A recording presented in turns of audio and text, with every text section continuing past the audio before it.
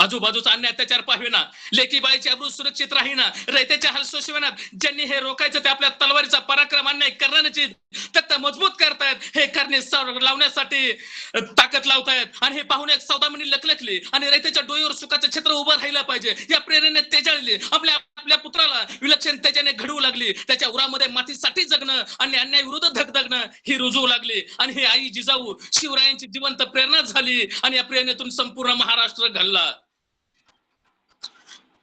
पूर्वीच्या काळी समाजामध्ये, या मातीमध्ये, या धरतीमध्ये अनेक मोठ्या प्रमाणात अन्याय अत्याचार होत होते. लखुजी जाधवांची लेक जिजाबाई, शहाजीराजे भोसले निजामशाही आणि आदिलशाहीचे कट्टर शूर सरदार होते, शूर पराक्रमी होते. माझ्या शहाजीराजाचा दरदरा होता, दबदबा होता. शहाजीराजांना खूप घाबरत होते आणि माझे शहाजीराजे आदिलशाहीच्या दरबारामध्ये नोकर होते. आणि माझ्या त्या लखुजी जाधवाच्या मुलीचं, जिजामाईचं आणि शहाजीराजाचं लग्न लावून दिलं. जिजाबाई शहाजीराजांच्या घरी आल्या. समाजामध्ये आजूबाजूला मोठ्या प्रमाणात रयतेचे हाल होत होते, मोठ्या प्रमाणात नुकसान होत होतं. मंदिरं पाळली जात होती, देवळालय पाळली जात होती. रयतेचे, प्लीज जरा व्हिडिओ अनम्यूट करा. रयतेचं मोठ्या प्रमाणात नुकसान होत होतं. माझ्या जिजाऊ रात्रंदिवस विचार करत होता रयतेचं. माझ्या रयतेचं काय होईल, माझी रयत कधी सुखी होईल, माझी जनता कधी सुखी होईल. लाल महालामध्ये इकडून तिकडं फेऱ्या मारत होत्या त्यांच्या खोलीमध्ये. त्यांच्या डोळ्यामध्ये अश्रू दाटून आलं होतं, त्यांचा कंठ दाटून आला होता. जड पावलाने इकडे तिकडे जऱ्या मारत होत्या. आणि अचानक दादोजी कोंडदेवाने त्यांना पाहिलं. दादोजी कोंडदेवाने न राहून त्यांनी विचारलं, राणी साहेब, आज तुम्ही अस्वस्थ का आहात? त्यावेळेला राणी साहेबांनी सांगितलं, पंत, काय करू मी, काय करू? रयतेवर मोठ्या प्रमाणात अन्याय अत्याचार होत आहेत. रयत खचली, रयत खंगली. या रयतेला वाचवायला कोणच नाही राज, कोणच नाही पंत. आपल्या या राज्याला एक नवीन राजा पाहिजे होता. आणि जिजाऊंनी सांगितलं की माझ्या पोटी एखादा राजा जन्मावा, माझ्या पोटामध्ये एखादा मुलगा व्हावा. आणि जर माझ्या पोटामध्ये एखादा मुलगा जन्माला आला तर मी या स्वराज्याचा त्याला राजा बनवीन. ज्या वेळेला छत्रपती शिवाजी महाराज मातेच्या कुशीमध्ये होते, त्यावेळेला माता विचार करते, माझा राजा पोटामध्ये होता, माझा राजा त्याच्या आईच्या कुशीमध्ये होता, माझा राजा त्याच्या आईच्या कुशीमध्ये वाढत होता, घडत होता. माझ्या मातेनं बोललेले शब्द प्रत्येक माझ्या राजाच्या डोक्यामध्ये, प्रत्येक शब्द माझ्या त्याच्या मनामध्ये, त्याच्या रक्तामध्ये भिनत होतं, सलत होतं. आणि माझा राजा पोटामध्ये असतानाच घडत होता. त्याला अन्याय अत्याचाराचे शब्द ऐकू येत होतं. आणि माझा राजाचा जन्म 16 फेब्रुवारी 1930 मध्ये माझा राजा या पृथ्वीवर भूतलावर जन्माला आला. आणि माझा राजा हळूहळू मोठा होत होता. मोठ्या प्रमाणात मोगलांनी थैमान घातलं होतं. रयत पिचली होती, खंगली होती, मनाला वाटेल ते भोगत होते. शेतकऱ्याला त्रास होता, रयतेला त्रास होता, अनेकांना त्रास होता. मोठ्या प्रमाणात देवालय पाळली जात होती. काही करावं समजत नव्हतं, उमजत नव्हतं. मासाहेबांनी आणि शहाजीराजांनी एकच सांगितलं.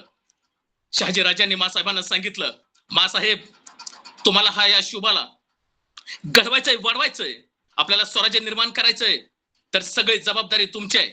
सगळे संस्कार तुम्ही शिवबाला द्या. शिवबा घडला पाहिजे, वाढला पाहिजे. प्रत्येक विचार त्याच्या डोक्यामध्ये, मनामध्ये, रक्तामध्ये पेरा. आपल्याला स्वराज्य निर्माण करायचंय, आपल्याला रयत सुखाने, आनंदी आणि समाधानी ठेवायची. मासाहेब, हे सगळं तुमच्यावर आहे. माझ्या पंतांनी सांगितलं. आणि मासाहेबांनी पंताला सांगितलं, पंत, शुभाला तुमच्या आणि माझ्या सावलीत घालला पाहिजे, वाढला पाहिजे. हे रयत सुखी झाली पाहिजे, हे स्वराज्य निर्माण झालं पाहिजे, सर्वसामान्य जनतेचं स्वराज्य निर्माण झालं पाहिजे. आणि माझा शुभा हळूहळू मोठा होत होता. मासाहेब माझ्या शुभाला रामायणाच्या, महाभारताच्या गोष्टी सांगू लागले, कथा, कृष्णाच्या, अर्जुनाच्या कथा सांगू लागले. माझा शुभा दिवसभर हिंदडाचा, खेळाचा, बागडायचा आणि संध्याकाळी माईच्या कुशीमध्ये येऊन बसायचा. आणि मासाहेब त्याला अर्जुनाच्या, रामाच्या गोष्टी सांगायच्या. माझ्या शुभावर, माझ्या शुभाच्या डोक्यावर चांगल्या पद्धतीने प्रकार माझ्या मासाहेबांनी घडवला. आणि आताच्या आई आहेत. बाळ म्हणलं, आई मी खेळायला जाऊ का? नको, घरात बस. आई मग मी काय करू? आई मी इकडे जाऊ का? नको, घरात बस. मग मी घरात बसून काय करू? टीव्ही बघ, नसेल तर मोबाईल हातात घे. ही आताच्या आमच्या जिजाऊ साहेब आहेत. मग आताच्या मुलांनी काय आदर्श घ्यायचा, आताच्या मुलांनी काय ध्येय ठेवायचं, आताच्या मुलांनी काय टार्गेट ठेवायचं, हे आमच्या मुलाला त्याच्यामध्ये काय पेरायचं, मुलाला भविष्य काळामध्ये काय घडवायचं, हे आजूबाजूची माहिती त्या मुलाच्या जर डोक्यामध्ये घातली, जर त्याच्यामध्ये डोक्यामध्ये रक्तामध्ये मनामध्ये पेरली, तर तो मुलगा तो भविष्यामध्ये काहीतरी करू शकेल. पण साहेबांनी त्यांना सांगितलं, राजे, रयतेवर मोठ्या प्रमाणात अन्याय अत्याचार होतोय. राज, रयत खचली, राज, रयत खंगली. राजा, हे तुम्हाला करायचंय. राजा, मोठ्या प्रमाणात देवालय पाळले जातात, मोठ्या प्रमाणात शेतकरी त्रस्त झालाय. राजा, हे सगळं तुम्हाला वैभव निर्माण करायचंय. आणि माझ्या पंथाने माझ्या शुभाला लढाई शिकवली, तलवार चालवायला शिकवली, दांडपट्टा शिकवला, झाडावर चढायला शिकवलं, घोडा घेऊन कसं पळायचं हे शिकवलं. सर्व गोष्टीला माझ्या शुभाला दादोजी कोंडदेवाने तयार केलं. माझा शुभा हळूहळू घडत होता. माझा शुभा 14, 15, 16 वर्षाचा होत होता. आणि अचानक माझ्या शुभाच्या कानी त्यांच्या राज्य दरबारामध्ये रांजाच्या पाटलाचे रांज हे एक गाव आहे, आणि त्या गावामध्ये एक पाटील होता. आणि त्या पाटील म्हणजे पूर्वीच्या काळी पाटील म्हणलं की मनमानी कारभार, वाटेल ते कारभार करायचा, वाटेल त्या जी स्त्री दिसल त्याला उचलून आणायचं, मनमानी अन्याय अत्याचार करायचा. त्यांना कोणीही विचारायला नव्हतं, कोणीही, मनमानी सर्व कारभार. आणि त्याच वेळेला एक तरुणी पोरगी 18-19 वर्षाची आपल्या आई वडिलांबरोबर शेतामध्ये कामधंदा करत होते. त्या मुलीला त्या आई बापांनी लहानाचं मोठं केलं, तर हाताच्या फोडाप्रमाणे जपलं, हाडाची काढा आणि रक्ताचं पाणी करून त्या मुलीला वाढवलं, घडवलं. ज्या वेळेला ती माझी मुलगी लहान होती ना, आई त्याला काजळ लावायची, गालाला काजळ लावायचे, हाताला टिळा लावायचे, पायाला टिळा लावायचे, आणि म्हणायची, माझ्या बाळाला कुणाची नजर लागू नये, माझं बाळ शान आहे, माझ्या बाळाला कुणाची नजर लागू नये. बाप इकडून यायचा आणि बाप पापी घ्यायचा घालायचे, आणि म्हणायचा, माझी हरणी आहे, माझी हरणी नांदाला गेली की मी रिकामच झालो. आणि असं अचानक भर दुपारी रांजाचा पाटलाची नजर त्या तरण्यासाठी 18-19 वर्षाच्या मुलीवर पडली, आणि आई बापा समोर त्या मुलीला उचलून घेऊन गेले. मुलीने आक्रोशाने किंकाळ्या फोडण्याचा प्रयत्न केला, आणि आईला म्हणाले, आई मला वाचव ग, आई मला वाचव ग, बाबा मला वाचवा, एक लांडका घेऊन चलाव. आई, तुम्हाला म्हणाले होते ना, आई मी तुझं काळीज आहे. बाबा, तुम्ही मला म्हणाला होता हरणी नाही, बाबा मला वाचवा ना बाबा, अहो तुमच्या हरणीला लांडका घेऊन चलाय बाबा, वाचवा ना बाबा. ए आई काहीतरी कर ना ग, आई मला वाचव ना ग, हा लांडका घेऊन चाललाय. काय करावं, काही समजना उमजना. बऱ्याच ठिकाणी आवाज त्या म्हाताऱ्या आई वडिलांनी दिला.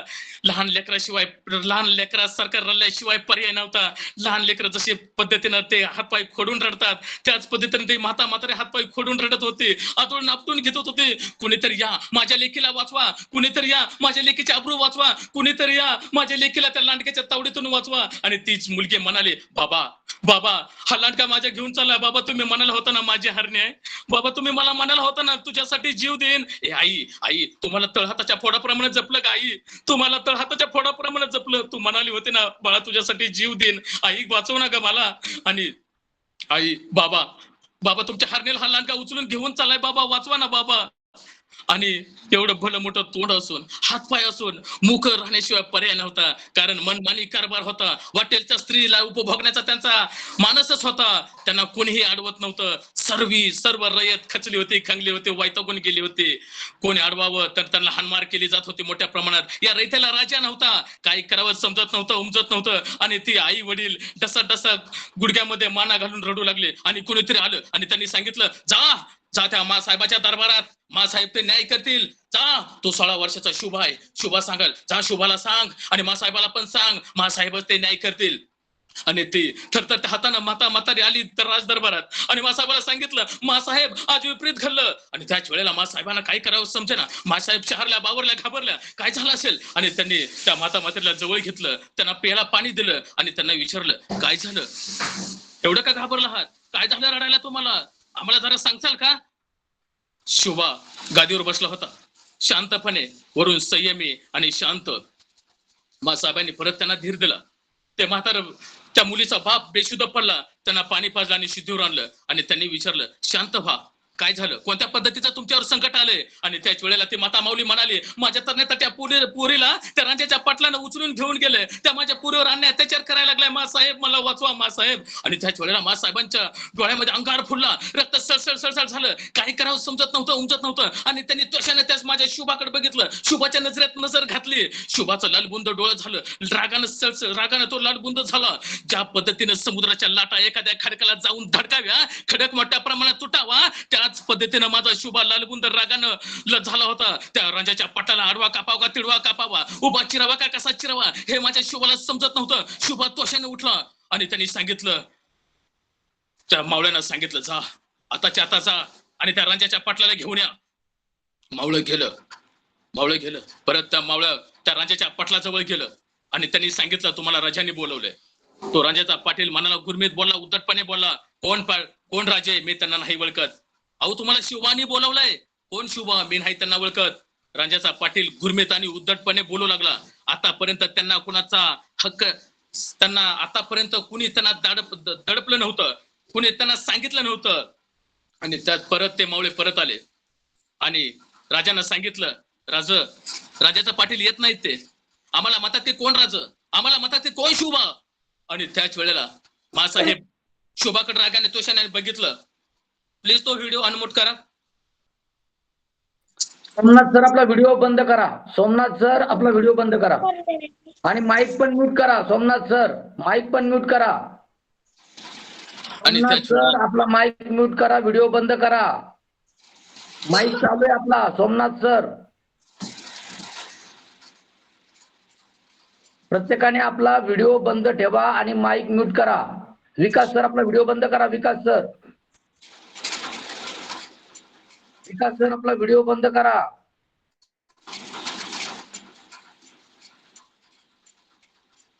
विकास सर कृपया व्हिडिओ बंद करा.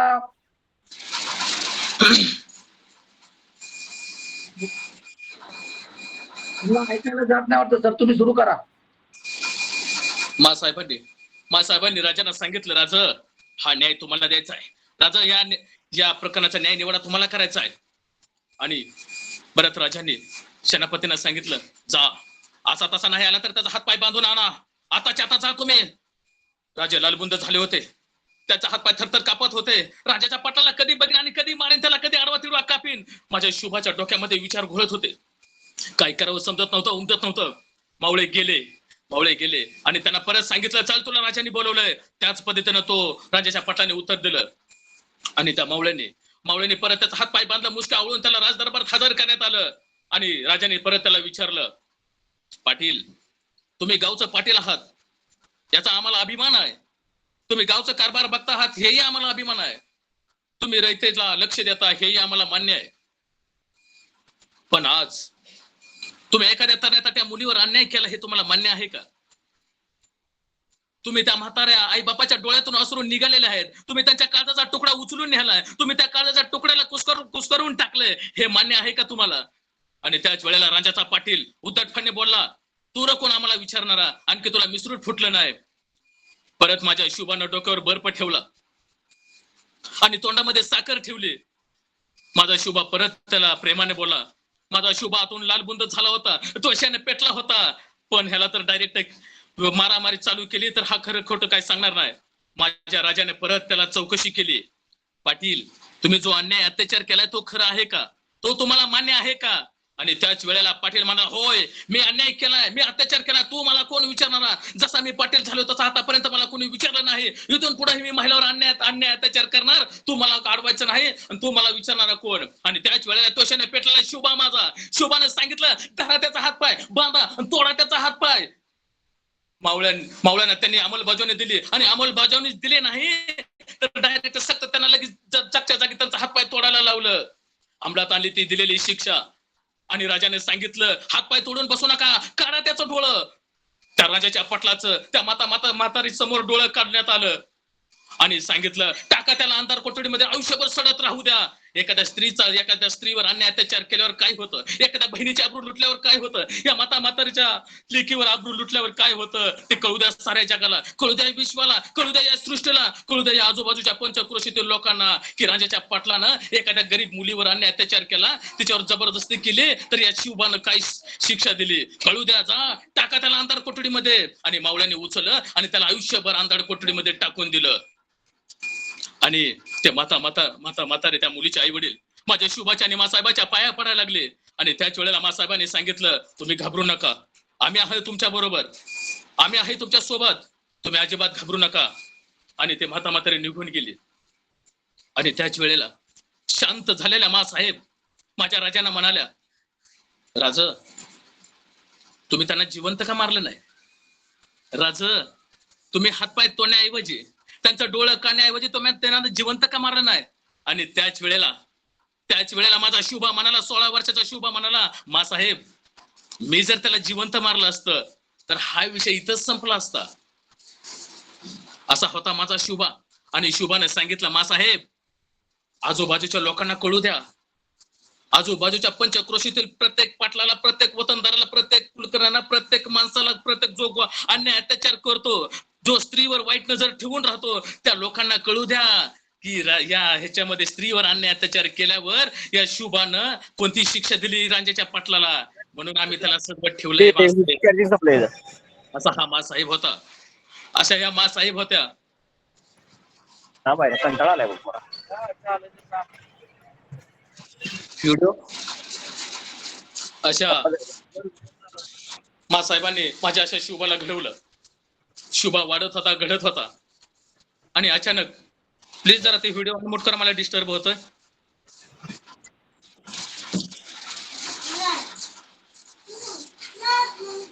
ज्यांचे व्हिडिओ ऑन आहेत त्यांनी कृपया व्हिडिओ बंद करा. श्रोतेजन, आपले व्हिडिओ बंद करा. आपण फक्त वक्त्याचा व्हिडिओ दिसेल याची काळजी घ्या. महेश कोण आहेत? महेशजी, संतोषजी, आपले व्हिडिओ बंद करा. माईक म्यूट करा, व्हिडिओ बंद करा. ज्यांचे कोणाचा, बिभीषण कोण आहेत? बिभीषण, आपला माईक म्यूट करा.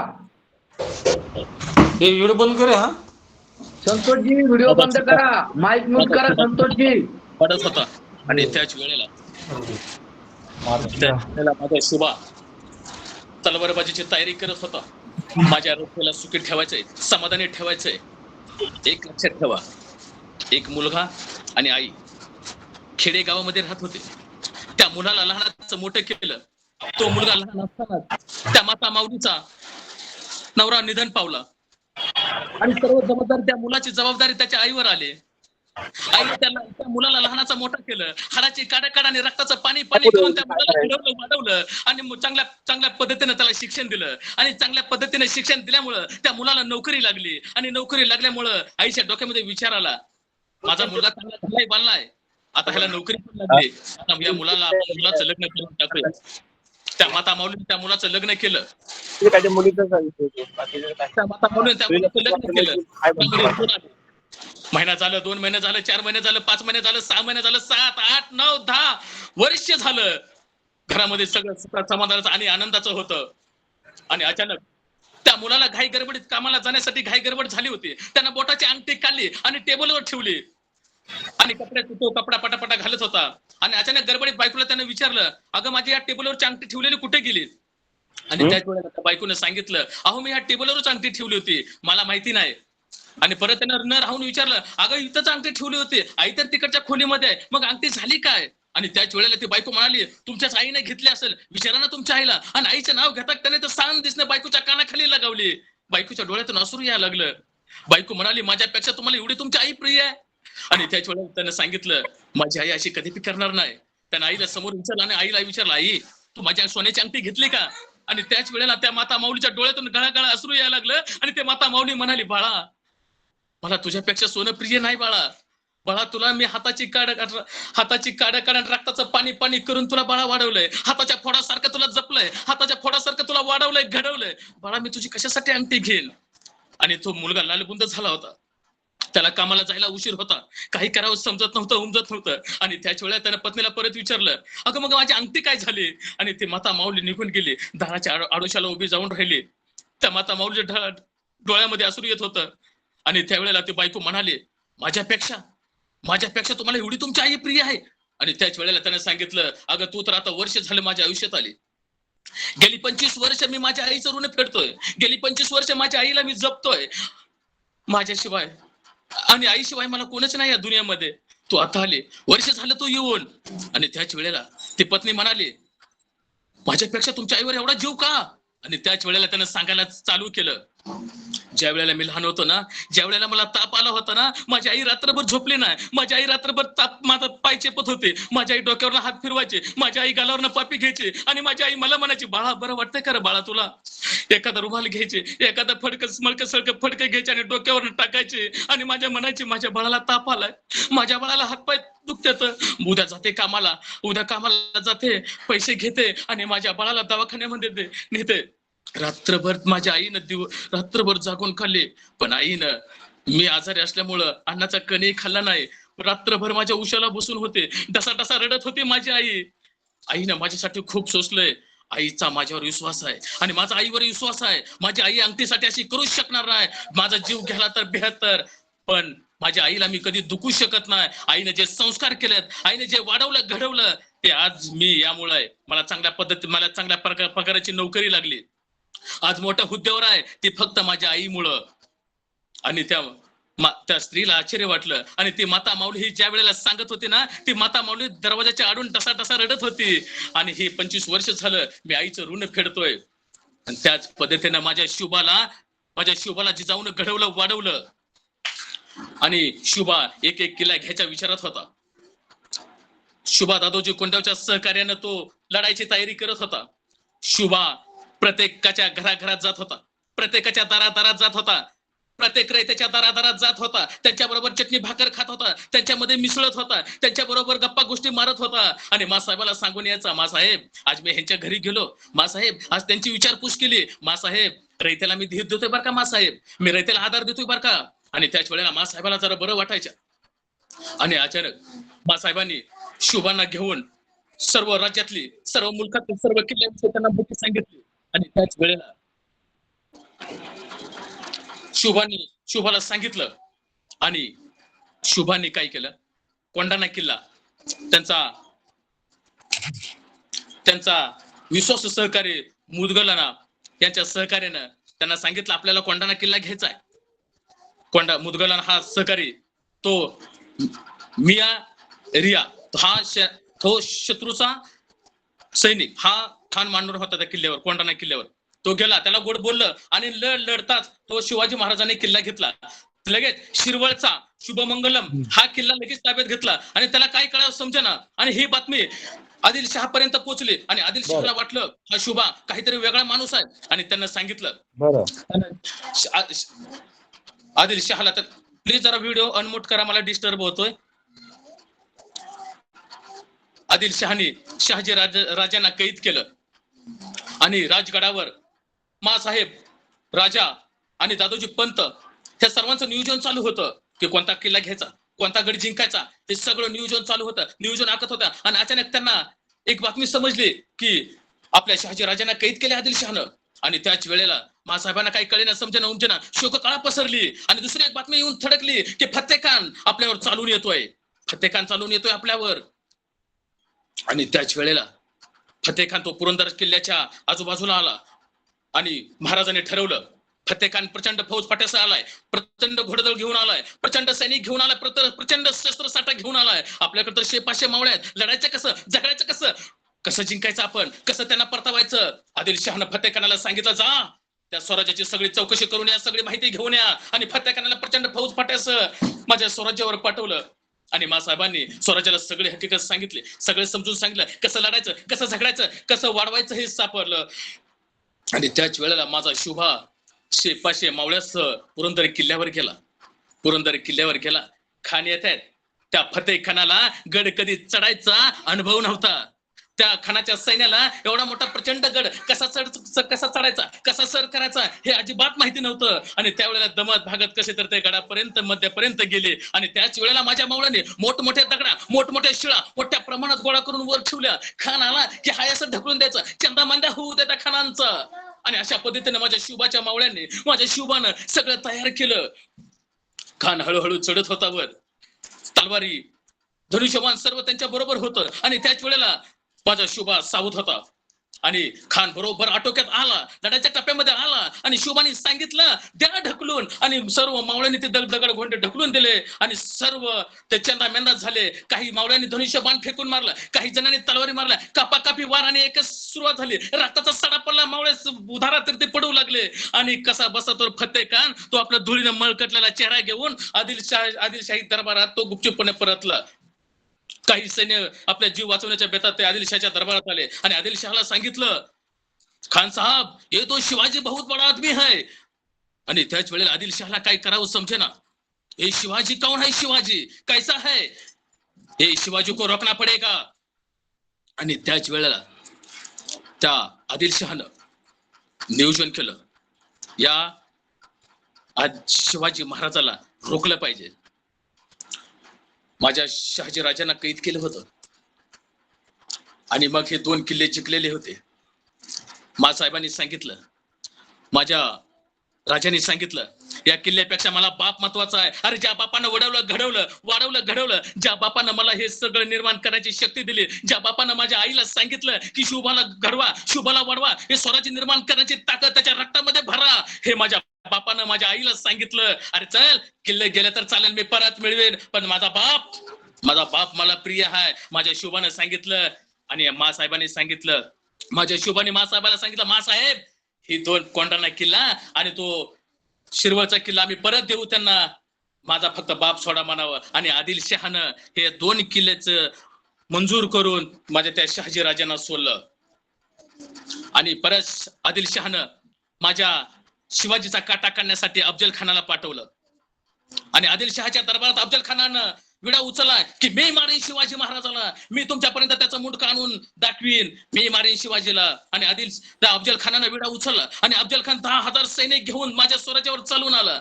साहेबांनी सांगितलं होतं, राजे मोठ्या प्रमाणात हे सैन्य आहे ना, हे आपल्या मंदिराचे नासधूस करतंय, रयतेला गेले वर्ष अनेक छळतंय, मोठ्या प्रमाणात रक्ताचा सडा पडतोय राज, हे तुम्हाला रोखायचंय राज.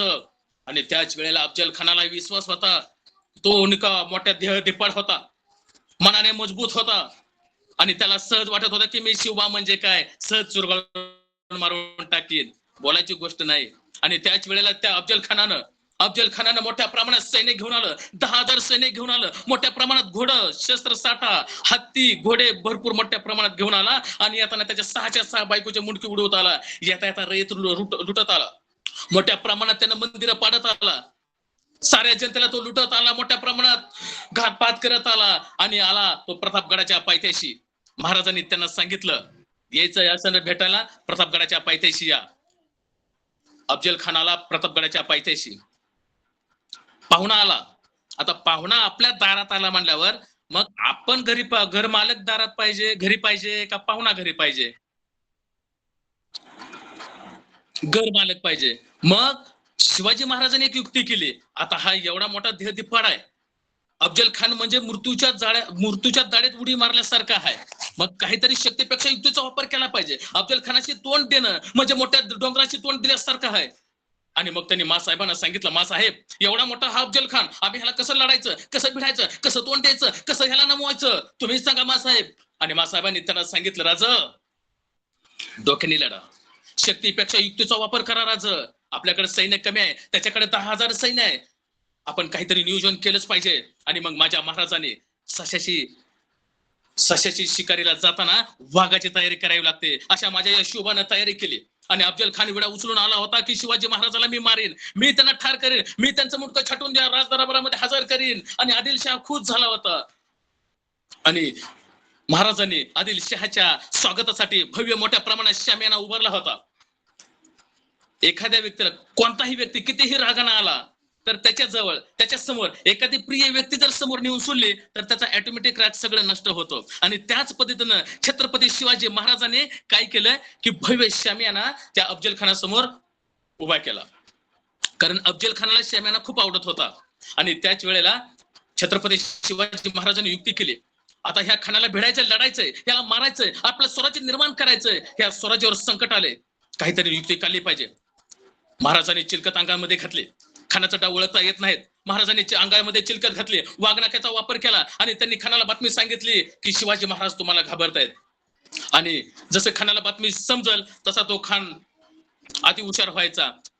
खानाला वाटायचे की आम्हाला शिवाजी राजे घाबरतायत, आम्ही जिंकलो असं त्याला वाटत होतं.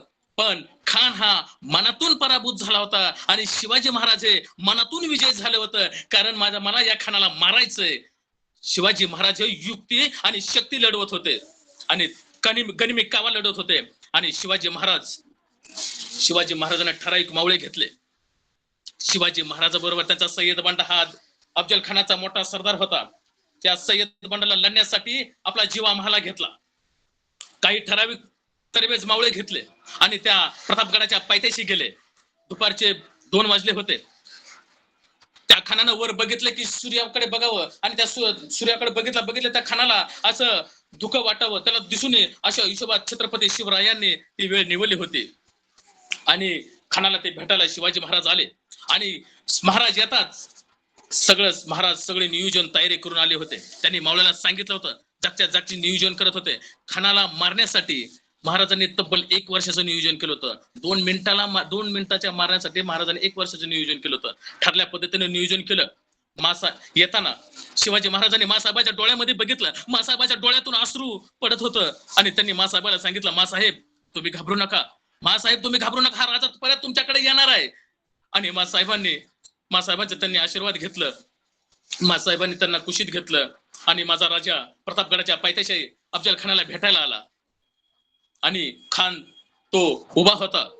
आओ शिवाजी आओ. आणि छत्रपती शिवाजी महाराज त्यांना भेटायला गेल्याबरोबर त्यांच्या मिठीमध्ये पडले आणि मिठीमध्ये पडल्याबरोबर आधी अफजल खानानं शिवाजी महाराजांना दाबलं आणि दाबल्याबरोबर शिवाजी महाराजांना कळलं की हा आपला घातपात करणार. आणि त्याच वेळेला अफजल खानानं कट्यार उचलले आणि छत्रपती शिवाजी महाराजांच्या पाठीत कपसल्या बरोबर त्यांचा वरचा शर्ट फाटला, आतमध्ये चिलकत होते. आणि त्याच वेळेला अफजल खानाने परत शिवाजी महाराजांचा मुंडकं दाबलं, महाराजांचा जीव गुदमारला. काय करावं समजत नव्हतं. राजे मासाहेबांचा डोळ्यातलं अश्रू बघत होते. मासाहेबांनी सांगितल्या गोष्टी आठवत होत्या. मासाहेबांनी सांगितलं, राजा स्वराज्य तुम्हाला निर्माण करायचंय, प्रत्येक संकट आलेलं तुम्हाला घालवायचंय, रे सुखी आणि समाधानी करायचे. आणि त्याच वेळेला छत्रपती शिवाजी महाराजांना आठवलं मासाहेबाचा अश्रू, त्यांना आठवलं रयतेचा अन्याय अत्याचार, त्यांना आठवलं रक्ताचा सडा, त्यांना आठवलं ते मंदिरं पडलेली, त्यांना आठवलं गुराढोरांचा अन्याय अत्याचार मोठ्या प्रमाणात झालेला, त्यांना आठवलं राजाचा पाटील, त्यांना आठवलं स्त्रियावर झालेला अन्याय आणि अत्याचार. आणि त्याच वेळेला शिवाने ठरवलं खान मारला पाहिजे, मोठ्या प्रमाणात हा स्वराज्यावर आलेलं संकट घालवलं पाहिजे, तर शुभा हे स्वराज्य निर्माण होईल. आणि माझ्या शुभाची मोठ्या प्रमाणात मान दाबली होती, माझ्या शुभाचा जीव गुदमारला होता. काय करावं समजत नव्हतं. आणि शिवाजी महाराजांनी वाघनाक्याने अफजल खानाच्या पोटामध्ये घातला आणि आतडी बाहेर काढली आणि खान ताका म्हणून मोठ्या प्रमाणात कोसळला. आणि त्याच पद्धतीने सय्यद बंडा शिवाजी महाराजांना तलवार मारण्यासाठी आला. त्याच पद्धतीने जीवा महालानं जानपट्टा फिरवला आणि सय्यद बंडाचा हात तोडला. आणि म्हणून होता जीवा म्हणून वाचला शिवा. आणि हा इतिहास फुटफुटला. आणि त्याच ठिकाणी छत्रपती शिवाजी महाराज जर मेले असते तर आज दीपस्तंभ कला अकॅडमीनं व्याख्यानमालेचे नियोजन केलं नसतं आणि या व्याख्यानमालेमध्ये शरद लोखंडे तुमच्या समोर बोलला नसता आणि त्या खानाचा कोथळा बाहेर काढला. आणि ही बातमी आदिलशहाला पोचली. आदिलशहाला काय करावं समजना, त्याला रात्रभर झोप लागना. ऐसा कसा शिवाजी है. फतेल खानाला त्यानं धूळ चारली. एवढ्या भल्या मोठ्या अफजल खानाला मारलं. काय करावं समजत नव्हतं आदिलशहाला वाटलं होतं दिल्लीच्या मोगलशाहीला छत्रपती शिवाजी राजे जर मिळाले तर आमची आदिलशाही जाईल. मग त्यानं मोठ्या काळ्या देह दिप्पाड सिद्धी जोहरला छत्रपती शिवरायावर पाठवलं. शिवाजी राजांनी खान मारला आणि पन्हाळगड गाठला. आपल्याला तो पन्हाळगड जिंकायचा आहे. पन्हाळगडावर गेले आणि सिद्धी जोहर आणि फाजल खान मोठ्या प्रमाणात सैन्य घेऊन आलं. आणि घेऊन आल्यानंतर त्यांनी पूर्ण पन्हाळगडाला वेढा दिला. माझा राजा शुभा आतमध्ये अडकला. 2 महिने झालं. धनधान्य संपलं होतं, घोड्यांचा चारा संपला होता. शुभाला शांत बसून जमत नव्हतं. शुभाने विचार केला, काही करावं काही समजत नव्हतं. आणि माझा शिवा काशीदला बोलवलं.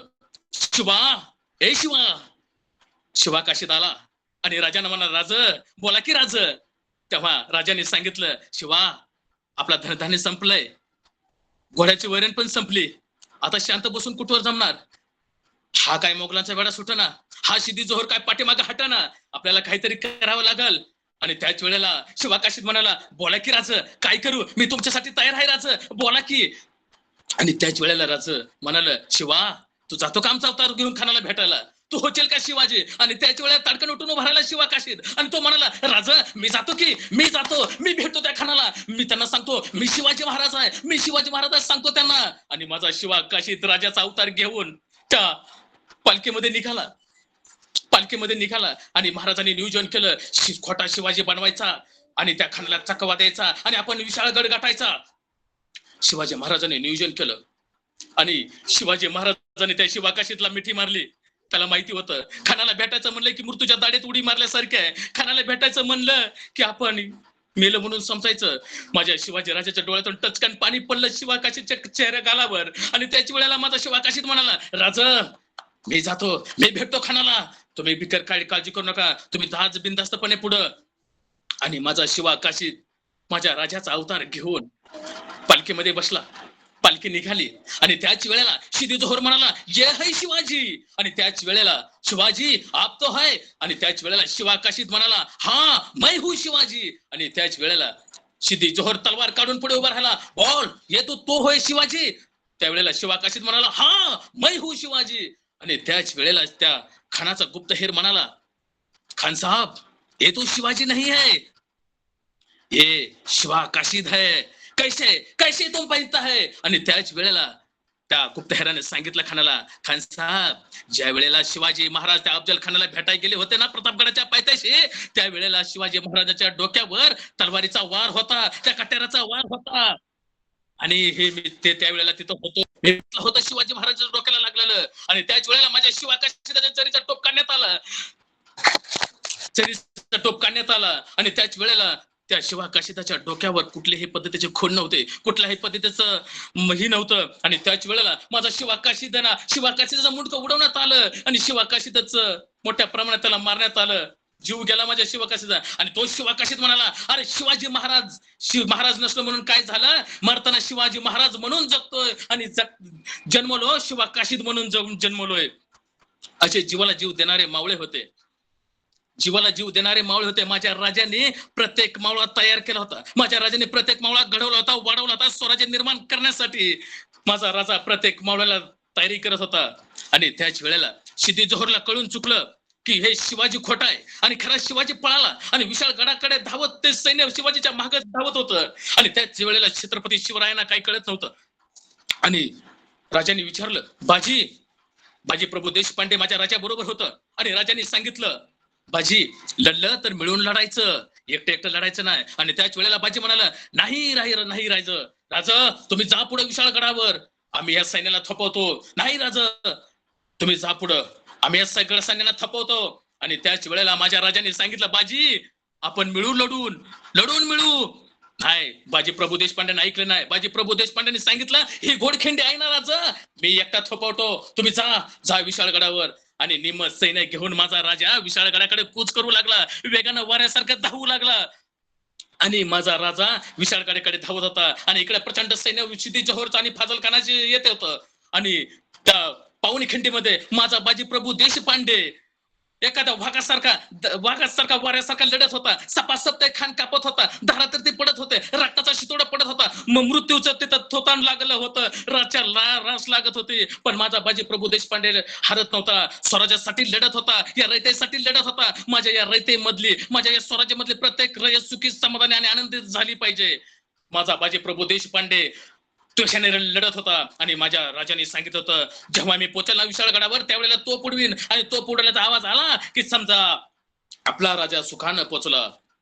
आणि माझा बाजी प्रभू देशपांडे त्या तोफ्याचा आवाज ऐकण्यासाठी आतुर झाला होता. आणि वाऱ्यासारखा बेभान लढत होता, शत्रूशी तुडून कापून सपासप वार करत होता तलवारीचं, रक्ताच्या दऱ्या वाहत होत्या, मृत्यूचं देह ढीक पडलं होतं, रास पडले होते.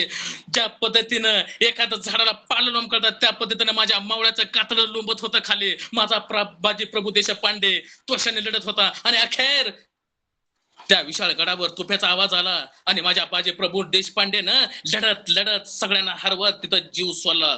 धारातीर्थी पडला माझा बाजी प्रभू देशपांडे, जीव दिला माझ्या या स्वराज्यासाठी. माझा शिवाकाशीत माझ्या राजासाठी मेला, माझा शिवाकाशीत या स्वराज्यासाठी मेला, माझा शिवाकाशीत या रयतेसाठी मेला. माझा बाजी प्रभू देशपांडे या स्वराज्यासाठी, या रयतेसाठी प्रत्येक माणूस सुखात आणि समाधान राहायला पाहिजे, हे त्यांचं ध्येय होतं. आणि माझ्या राजानं केलेलं तयार मावळं यासाठी लढत होतं. माझा राजा सुखरूप त्या विशाळ गडावर पोहोचला. अशा पद्धतीने माझ्या शुभाने एक मावळा तयार केला. माझा बाजी प्रभू देशपांडे स्वराज्यासाठी मेला, आणि एके दिवशी गडावर मासाहेब आणि राजे कोंढाणा किल्ला घ्यायचा विचारात होते आणि त्याच वेळेला तानाजी मालुसरे आले आणि तानाजी मालुसरेंनी सांगितलं, राजा हे घ्या पत्रिका, हे घ्या पत्रिका, माझ्या रायबाचं मुलगा, माझ्या मुलाचं लग्न आहे, राज तुम्हाला आणि मासाहेबाला यावं लागेल लग्नाला. आणि त्याच वेळेला मासाहेब म्हणाल्या, तानाजी आम्ही कोंढाणा घ्यायचं म्हणतोय, लग्नाला कसं यायचं? आणि त्याच वेळेला माझा राजा म्हणाल, ताना आम्ही कोंढाणा किल्ला घ्यायचं नियोजन करतोय, जाल का तुम्ही कोंढाणा किल्ल्यावर? आणि त्याच वेळेला माझा तानाजी मालुसरे हातातला पत्रिका फेकल्या आणि सरसन पुढे होऊन म्हणाला, राजा मी जातो ना, मी जातो त्या कोंढाणा किल्ल्यावर, मी जिंकतो, मी लढतो, मी स्वराज्य निर्माण करतो, तो किल्ला घेतो आपल्या ताब्यात, आदिलशाच्या ताब्यात आहे ना, मी घेतो राजा, मी घेतो, मी जातो त्या कोंढाणा किल्ल्यावर, मी लढतो, येऊ द्या कितीही सैन्य, मी एकटा बास आहे राजा. आणि माझा तानाजी मालुसरे त्या कोंढाणा किल्ल्यावर लढायला गेला. वाघासारखा लढत होता, वाऱ्यासारखा बेभान होऊन लढत होता, मावळे घाबरून पळत होते. आणि त्याच वेळेला पाण्याला दोर कापून टाकला आणि तानाजी मालुसरेंनी सांगितलं, अरे पळता काय भागूबाई सारखं, मी तुमचा पळून जाण्याचा दोर कापलाय, लढा नाहीतर मरा. या स्वराज्यासाठी लढायचंय, स्वराज्यासाठी झगडायचंय, स्वराज्यासाठी रक्त सांडायचंय. आपली रयत खचली खंगली, बेकार झाली रयत. रयताला जर सुखी ठेवायचं ना, माझ्या राज्याचं स्वराज्य निर्माण करायचं ना, माझ्या राज्याला चांगलं बघायचं ना, तर लढलं पाहिजे. आणि माझा तानाजी मालुसरे बेभान लढत होता, बेभान. माझ्या तानाजीचा हात तुटला, याच हातानं माझ्या रायबाला लहानाचं मोठं केलं, याच हातानं माझ्या रायबाला घास भरवला होता, याच हातानं माझ्या रायबाला कपडे घातले होते, याच हातानं माझ्या रायबाला प्रत्येक मागेल ती गोष्ट दिली होती. आणि तोच आज लढता लढता माझ्या तानाजीचा हात तुटला. आणि हात तुटत असताना माझा तानाजीच्या हातात एक ढाल होती आणि तो तसा तुटक्या हाताने लढत होता. काही करावं समजत नव्हतं, उमजत नव्हतं. आणि तो कोंढाणा किल्ला घ्यायचा होता, शत्रू तुटून बेभान पडला आणि अखेर कोंढाणा किल्ला जिंकला. आणि माझा तानाजी मालुसरे धारातीर्थी पडला, तिथं मेला, रक्त सांडलं. ज्या वेळेला माझ्या शुभाला ही गोष्ट कळली, त्यावेळेला माझा शुभा म्हणाला, गड आला पण सिंह गेला. माझ्या राजासाठी, माझ्या स्वराज्यासाठी माझ्या राजानं मावळं तयार केलं होतं. माझ्या राजानं शून्यातून विश्व निर्माण केलं. या भूमीमध्ये, या जगामध्ये अनेक राजे महाराजे होऊन गेले, अनेक, पण माझ्या शुभासारखा राजा या जगात होणार नाही आणि इथून पुढेही घडणार नाही. कारण माझ्या या जगात जास्त किल्ले म्हणलं, जास्त स्मारक म्हणलं तर माझ्या राजाचे आहेत. चित्रपट निघाली, गाणी निघाली, पोहडे निघालं, अनेक माझ्या शुभाच्या कथा कादंबऱ्या मोठ्या प्रमाणात निघाल्या. कारण राजानं स्वतः स्वराज्य निर्माण केलं होतं. 1964-65 साली, 1964-65 साली 1.5 दिवस ज्ञानमंदिरात बसणारा माझा अण्णाभाऊ साठे रशियाला जातो आणि रशियामध्ये मॉस्को लेनिन चौकामध्ये रशियाचे अध्यक्ष, राष्ट्रपती, मंत्रिमंडळ, आमदार, खासदार, नगरसेवक, तिथे सर्व जनता भर चौकामध्ये माझ्या छत्रपती शिवाजी महाराजांचा पोवाडा गातो आणि मोठ्या प्रमाणात माझ्या शिवाजीची कहाणी सांगतो. माझा शिवाजी कोण होता? शिवाजी शूरवीर होता, पराक्रमी होता, योद्धा होता. माझं स्वराज्य त्यांनी निर्माण केलं, उभा केलं, रयत सुखी आणि समाधानी ठेवली. आणि त्याच वेळेला रशियाचे अध्यक्ष, कम्युनिस्ट पक्षाचे अध्यक्ष आले आणि अण्णाभाऊ साठेंना भर स्टेजवर कडकडून मिठी मारली. धन्य आहात अण्णाभाऊ तुम्ही, आम्हाला शिवाजी तुमच्यामुळे कळाला. आणि एके दिवशी अण्णाभाऊ साठे रशियाला जाऊन त्यांनी छत्रपती शिवाजी महाराज सांगितला. 1.5 दिवस ज्ञानमंदिरात बसणारा आज व्यक्ती रशियामध्ये जातो आणि छत्रपती शिवरायांची महती गातो. एके दिवशी भारताचे प्रधानमंत्री पंडित जवाहरलाल नेहरू रशियाला गेले आणि रशियाचे अध्यक्ष प्रत्येक शब्दाला, प्रत्येक वाक्याला छत्रपती शिवाजी महाराजांचं वाक्य विचारत होते, छत्रपती शिवाजी महाराजांचा विचार घेत होते. आणि त्याच वेळेला प्रधानमंत्र्यांना राहून प्रश्न पडला की अध्यक्ष की छत्रपती शिवाजी महाराजांचा तुम्हाला अभ्यास झाला कुठून? एवढा कसा शिवचरित्राचा अभ्यास झाला? हे तुमच्या डोक्यामध्ये कुणी भरवलं? आणि त्याच वेळेला त्या अध्यक्षांनी सांगितलं, अहो तो तुमचा नाही का अण्णाभाऊ साठे, त्यांनी आमच्या डोक्यामध्ये भरवलं, त्यांनी आम्हाला सांगितलं. आणि त्याच वेळेला पंडित नेहरूंनी महाराष्ट्राचे पहिले मुख्यमंत्री यशवंतराव चव्हाण यांना फोन केला आणि त्यांनी सांगितलं, अण्णाभाऊ साठे कोण आहे, अण्णाभाऊ साठे कोण आहे, त्यांना हुडका, आम्हाला त्यांना भेटायचंय, आम्हाला त्यांना विचारायचंय, त्यांना भेटायचंय आम्हाला. आणि त्याच वेळेला यशवंतराव चव्हाणांनी अण्णाभाऊ साठेचा शोध घेतला आणि अण्णाभाऊ साठेचा शोध घेतल्यानंतर त्यांनी सांगितलं की तुम्हाला प्रधानमंत्र्यांना भेटायचंय, प्रधानमंत्र्याला भेटायचंय. आणि त्याच वेळेला अण्णाभाऊ साठे म्हणाले, मी शिवाजीचा मावळा आहे, मी शिवाजीचा मावळा आहे, जर त्यांना भेटायचं असेल तर त्यांनी माझ्या झोपडीत या. असे होते अण्णाभाऊ साठे, स्वाभिमानी आणि अभिमानी विचाराचे. ज्या वेळेला भारतरत्न डॉक्टर बाबासाहेब आंबेडकर राज्यघटना लिहित होते त्यावेळेला त्यांना विचारण्यात आलं हे तुम्हाला जमलं कसं, हे तुम्ही कसं करून दाखवलं. आणि त्याच वेळेला माझा बाबासाहेब आंबेडकर म्हणतो ज्या वेळेला मी घटना तयार करत होतो ना, ज्या वेळेला हे राज्यघटना लिहित होतो ना मी, त्यावेळेला माझ्या छत्रपती शिवाजी महाराजांचं स्वराज्य माझ्या नजरेसमोर दिसत होतं. एवढं मोठं भलं मोठे कार्य माझ्या छत्रपती शिवरायाने केले. आज जगाच्या सगळ्यात मोठ्या प्रमाणात असणार एक नंबर चीन, हे चीनचे आहे ना, हे छत्रपती शिवरायांचं शिवचरित्रावर त्यांनी त्या चीनची उभारणी केली. आज व्हिएतनाम देश छत्रपती शिवाजी महाराज आज तिथं शिकवला जातो, घडवला जातो, वाढवला जातो, प्रत्येक मुलाच्या डोक्यामध्ये पेरला जातो छत्रपती शिवाजी महाराज. फ्रान्स देशामध्ये, व्हिएतनाम देशामध्ये, अनेक देशामध्ये माझा शिवाजी महाराज आताच्या सध्याच्या घडीला मोठ्या प्रमाणात तिथं शिकवला जातो. एवढी मोठी माझ्या शिवाजी महाराजाचे कार्य होते. विजय सारखे तलवार चालवून गेला, विजय सारखे तलवार चालवून गेला, निधड्या छातीने हिंदुस्थान हलवून गेला, वाघ नख्याने अफजल खानाचा पुतळा फाडून गेला, स्वर्गात देवाने देखील ज्यांना झुकून मुजरा केला, असा मर्द मराठा शिवबा माझा लाकात नाही तर जगात एक होऊन गेला, असा माझा हा शिवबा होता.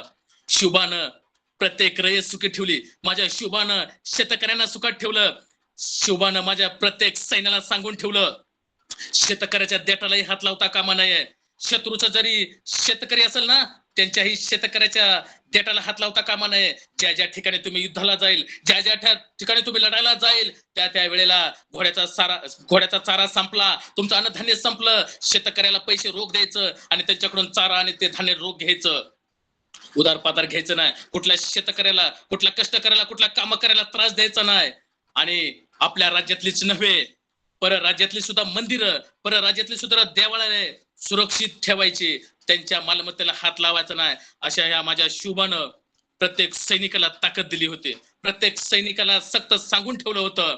असा हा माझा शिवबा होता. सखोजी गायकवाड नावाच्या सेनापतीनं बेळवाडीच्या किल्ल्याला वेढा दिला होता आणि त्या किल्ल्याची वेळेदारीण होती सावित्रीबाई देसाई. आणि सावित्रीबाई देसाईचा नवरा मरण पावला होता आणि त्या किल्ल्याची, बेळवाडीच्या किल्ल्याला सावित्रीबाई 27 दिवस त्यांनी किल्ला लढवला. आणि सखोजी गायकवाडने त्या किल्ल्यावर त्यांनी आक्रमण केलं आणि सावित्रीबाई देसाई मोठ्या प्रमाणात जिद्दी चिकाटी होती आणि सावित्रीबाई देसाईंनी सखोजी गायकवाडचा सपशेल पराभव केला. आणि त्याच वेळेला सखोजी गायकवाडला वाटलं आपला जर पराभव झाला, आपण जर हारलो, हे जर माझ्या महाराजांना कळलं, महाराज काय म्हणतील. आणि त्याच वेळेला त्याने परत मावळे मागून घेतले, परत सैन्य मागून घेतलं आणि परत त्या सावित्रीबाई देसाईवर चालून गेला आणि मोठ्या प्रमाणात त्याने लढाई केली आणि विजयी मिळवला. सावित्रीबाईला कैद केलं, सावित्रीबाईची मालमत्ता, घोडे, घोडदळ, किल्ला ताब्यात घेतला. आणि सावित्रीबाईला कैद केल्यामुळे सावित्रीबाई विचार करू लागली, आपल्याला कैद केलं म्हणल्यावर राजा आपल्याला शिक्षा देणार. आणि सावित्रीबाई देसाईंना राजासमोर हजर करण्यात आलं. आणि सावित्रीबाई येताना त्यांचं लहान बाळ घेऊन आल्या होत्या आणि त्यांनी गेल्या छत्रपती शिवाजी महाराजांच्या मांडीवर बाळाला ठेवलं. आणि बाळाला ठेवल्यानंतर महाराज शांत झालं, स्मित हास्य केलं आणि महाराजांनी चिटणीसाला सांगितलं दुधाची वाटी आणायला. त्या चिटणीसांनी दुधाची वाटी आणली आणि बाळाला दूध पाजलं. आणि त्याच वेळेला सावित्रीबाई देसाई म्हणाल्या, महाराज मी तुमची कैदी आहे, मी तुमचे अपराधी आहे, तुम्हाला हा किल्ला घ्या, सगळं धन दौलत गाडी सगळं घोडे फिरे सगळं घ्या, पण माझ्या चिमुकल्या बाळाचा काही याच्यामध्ये दोष नाही. आणि त्याच वेळेला महाराजांनी स्मित हास्य करत म्हणाला, अहो हा मांडीवर बसलेला आहे ना, हा आमचा भाचा आहे. आणि हा आमचा भाचा म्हणल्यावर तुम्ही आमच्या बहिणी आहात. कुठला भाऊ बहिणीला शिक्षा देतो, कुठला मामा भाच्याला शिक्षा देतो, कुठला भाऊ बहिणीचं राज्य बळकावतो. त्यांनी सखोजी गायकवाडला सांगितलं, सखोजी ह्यांचं राज्य तर ह्यांना परत करा, पण या बाळासाठी दूध भाताची व्यवस्था करा, ह्यांना एक वतन द्या, ह्यांना गड किल्ले द्या, आणि माझ्या या बहिणीसाठी चोळी बांगडीची व्यवस्था करून ह्यांना गड किल्ल्याची व्यवस्था करा. अशा पद्धतीने त्या सावित्रीबाई देसाईची सुटका केली. महाराजांच्या नजरेमध्ये शत्रूची जरी स्त्री असेल तर त्यांना आई बहिणी प्रमाण वाटत होते. एकदा मुसलमानाची स्त्री राज्य दरबारात आली आणि त्यावेळेला छत्रपती शिवाजी महाराज म्हणाले, सेम टू सेम आमच्या आई समान दिसता आहात तुम्ही, ह्यांची सेनापती ह्यांची चोळी बांगडी करा आणि ह्यांना राज्यामध्ये सोडून द्या. असा होता माझा राजा. छत्रपती शिवाजी महाराजांनी अनेक गड किल्ले घेतले. आज छत्रपती शिवाजी महाराजावर, या शिवचरित्रावर मोठ्या प्रमाणात पीएचडी केली जाते. मोठ्या प्रमाणात शिवाजी महाराज हा बाहेरच्या देशामध्ये आपल्या राज्यामध्ये घडवला जातो, शिकवला जातो. जाता जाता एवढंच सांगतो, माऊली नंतर समाधी नाही, माऊलीनंतर समाधी नाही, तुकोबानंतर वैकुंठ गमन नाही. माऊलीनंतर समाधी नाही, तुकोबानंतर वैकुंठ गमन नाही. शिवरायानंतर छत्रपती नाही, माशानंतर पोहणं नाही. रामानंतर आचरण नाही, रावणानंतर श्रीमंत नाही, आणि गरुडानंतर बहार नाही. आणि राजा, तुमच्यासारखं महान कार्य पुन्हा होणार नाही, पुन्हा होणार नाही, पुन्हा होणार नाही. अमेरिकेमध्ये जा, सिलिकॉन व्हॅलीमध्ये राहा, पण गावाकडच्या बापानं कुडामध्ये बांधलेल्या घराला त्याची सावली मात्र विसरू नका. तूप रोटी खा, पण आईनं चुलीवर भाजलेल्या भाकरीची चव मात्र विसरू नका. मोमो गादी बिछाण्यावर झोपा, पण आजीनं हातावर शिवलेल्या वाकड्याची ऊब मात्र विसरू नका. घड्याळाचा काटा आणि समुद्राच्या लाटा, घड्याळाचा काटा आणि समुद्राच्या लाटा कोणासाठी थांबत नाहीत. म्हणून वेळेचं भान ठेवून मी इथंच थांबतो. धन्यवाद. जय हिंद, जय महाराष्ट्र, जय शिवराय.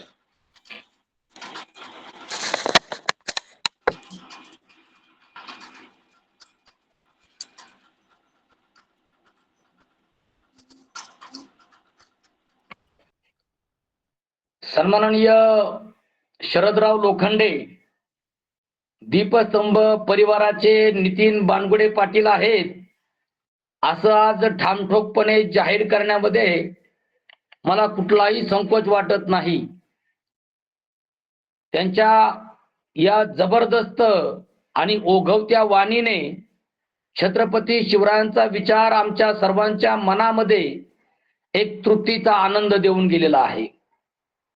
म्हणजे शरदरावांनी बोलतच राहावं आणि सर्वांनी ऐकतच राहावं, अशा पद्धतीचं एक दर्जेदार व्याख्यान आज या 8व्या पुष्पाच्या निमित्ताने ऐकायला मिळाले.